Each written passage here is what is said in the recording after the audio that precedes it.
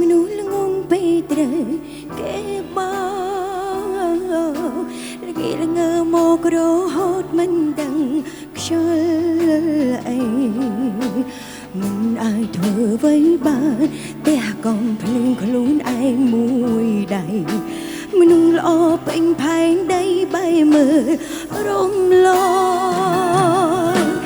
យ៉ាងដូចហ្គេមគេដោនឡូតយកមកលេងពេល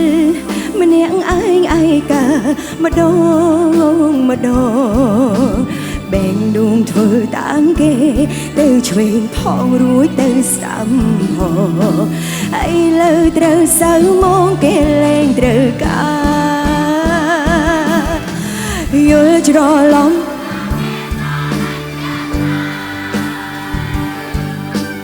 តែដល់ពេលចុងក្រោយទៅដឹងឈឺផ្សាឈួតម្នាក់ឯងមិនដឹងចិនគេបែបណាចាញ់វិញក៏ត្រូវមករបងគេយល់ច្រឡំស្មានគេមិនមានសង្សា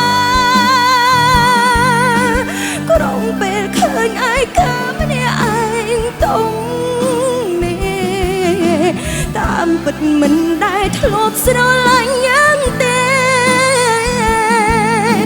យ៉ាងបានត្រឹមតែជាសង្សា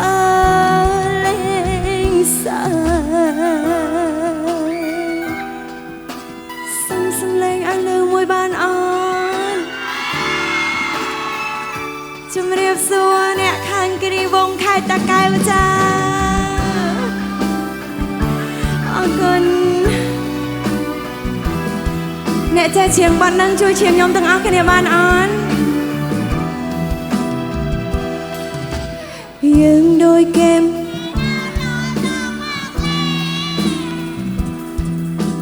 ពេលគេនៅម្នាក់ឯងឯកាម្ដងបែងដួងធ្វើតាមគេទៅឆ្វេងផងរួចទៅស្ដាំផងឥឡូវត្រូវសៅមកគេលែងត្រូវការយល់ច្រឡំ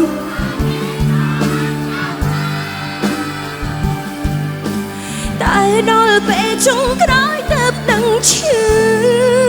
ផ្សាឈួតម្នាក់ឯងមិនដឹងចិនគេ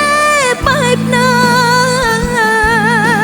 ចាញ់ល្បិញក៏ត្រូវមករបងគេ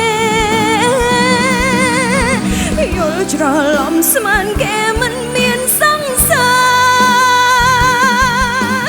ក្រុមពេលឃើញឯកាម្នាក់ឯងទុំតាមពិតមិនដែលធ្លាប់ស្រឡាញ់យ៉ាងទេយើងបានត្រឹមតែជាសង្សារលេងសើចយើងបានត្រឹមតែជា